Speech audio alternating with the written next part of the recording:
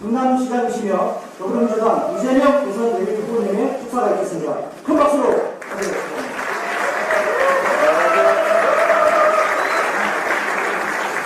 네, 우리 안희정 지사님 말씀을 듣고 나니까 제가 기가 좀 죽는 것 같아요. 축하드립니다. 대한민국 경제가 매우 어렵습니다. 꺼진, 네. 대한민국 경제가 어렵다고 다들 난립니다. 왜 어려워졌을까?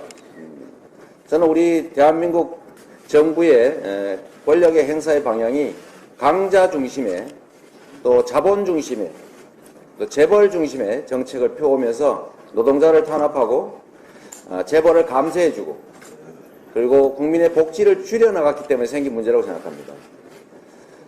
얼마 전에 성과연봉제라고 하는 게 괴물처럼 튀어나와서 많은 사람들한테 위협을 가하고 있습니다. 제가 배운 노동법에 의하면 노동자들과 사용자가 맺은 근로계약이든 단체협약이든 또는 취업규칙이든 여기에 반하는 법령도 무효입니다.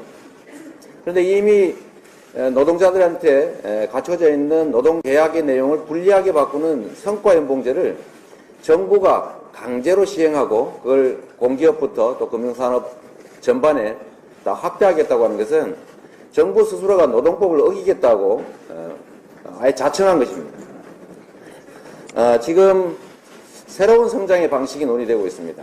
기존처럼 소위 낙수 효과에 기대서 재벌 대기업들, 강자 중심의 성장 전략만으로는 이게 도저히 더 이상 경제가 성장할 수 없다.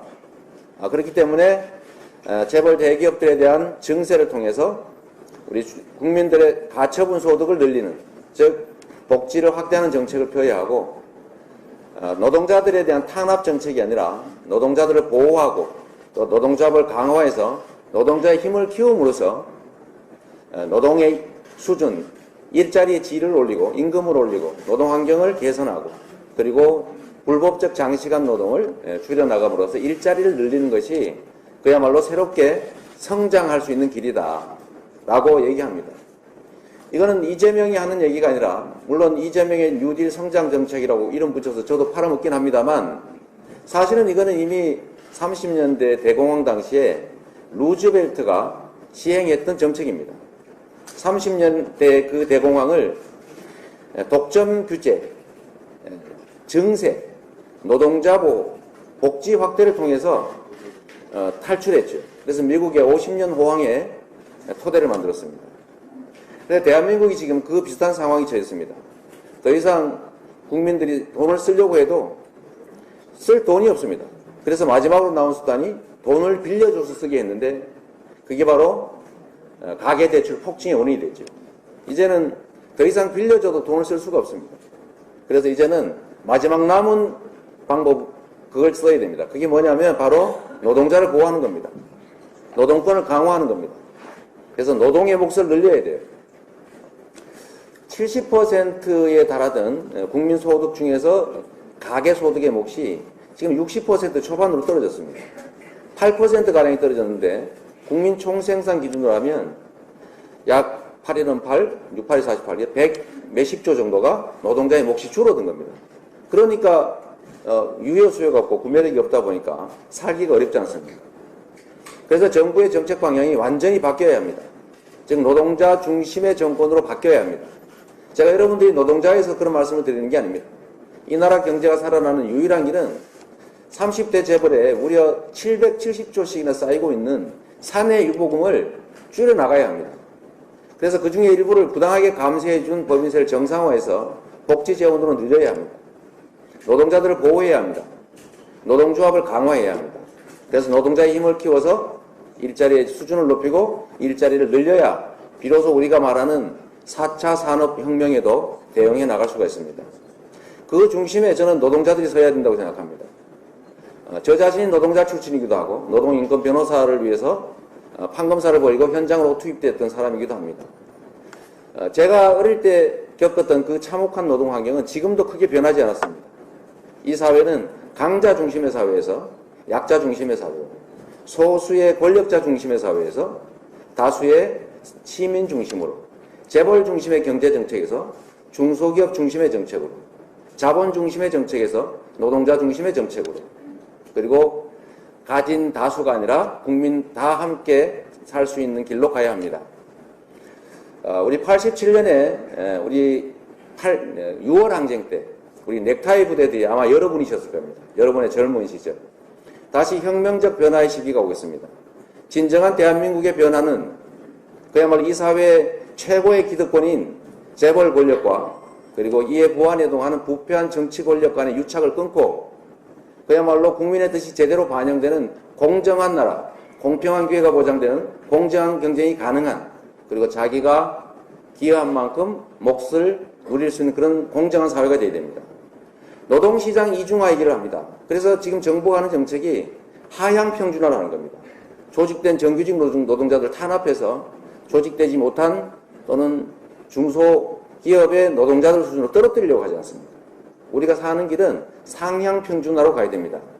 노동자들의 몫이 제대로 보장되는, 그래서 10% 정도의 노동소득 분배율이 올라가면 약 150조 원 정도의 노동의 몫이, 즉 가계의 몫이 늘어납니다. 그러면 자연스럽게 구매력이 살아나고 경제가 살아나지 않겠습니까? 그 정상적인 사회로 가는 길에 우리 금융노동자들께서 앞서 주실 거로 믿습니다. 저도 열심히 하겠습니다. 취임을 축하드립니다. 감사합니다.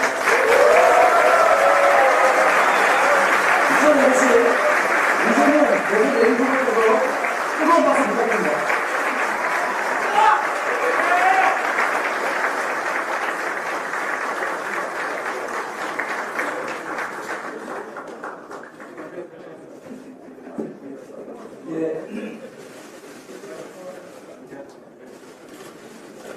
이 밖에도 더불어민주당 문재인 대선 예비후보께서는 정말 바쁘신 일정으로 부득이 참석하시지 못했습니다.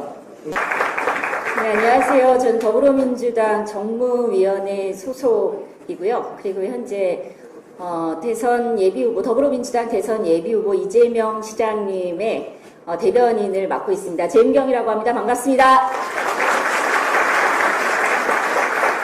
두 가지만 말씀드리겠습니다. 하나는 진심으로 감사드립니다. 그 총선 직전에 우리 한국은행 노조에서 지금의 정권이 정경유착으로 얼룩진, 그래서 다 쓰러져가는 조선사업 살리겠다고 한국은행 돈을 풀자고 얘기를 했습니다. 이에 대해서 한국은행 노조에서 적극적으로 대처해 주신 결과 그 정부의 정책은 무력화됐습니다. 다시 한번 감사드립니다. 그리고 두 번째, 이 자리를 빌어서 묻고 싶습니다. 우리 노동이 더 이상 물러설 곳이 있습니까? 없습니다. 그렇지 않습니까? 그럼에도 불구하고 지금 우리 노동시장 유연성 필요합니까?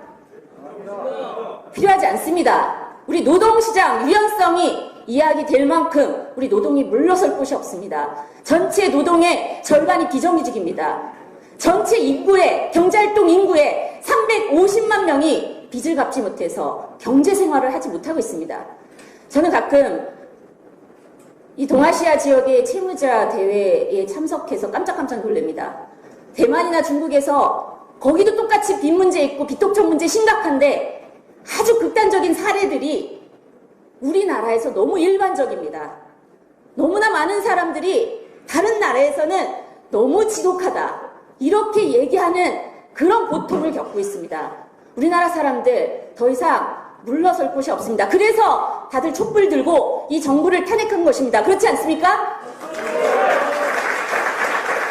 이 와중에 우리는 명확히 심판부터 해야 됩니다. 심판부터 해야 되는데 용서부터 해야 됩니까? 심판부터 해야 되는데 연대부터 해야 됩니까? 저는 이 대선 국면에서 우리가 분명히 해야 된다고 생각합니다. 노동 더 이상 물러설 곳도 없고 우리나라 서민, 중산층 더 이상 망가질 수 없습니다. 이제 다시 일으켜 세워야 됩니다. 여전히 여권에서는 중량 평준화를 얘기하고 있습니다. 여러분들 노동시장 유연하죠. 이미 임금 피크제, 해고연봉제 이런 것들로 인해서 이미 너무 유연합니다.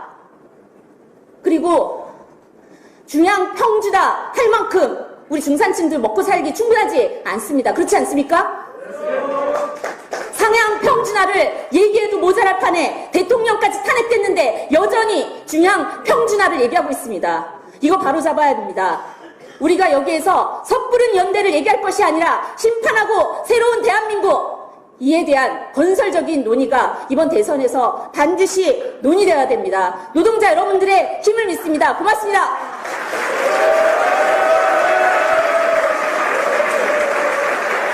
네, 추천해 주신 모든 분들께 다시 한번 큰 박수 드립니다.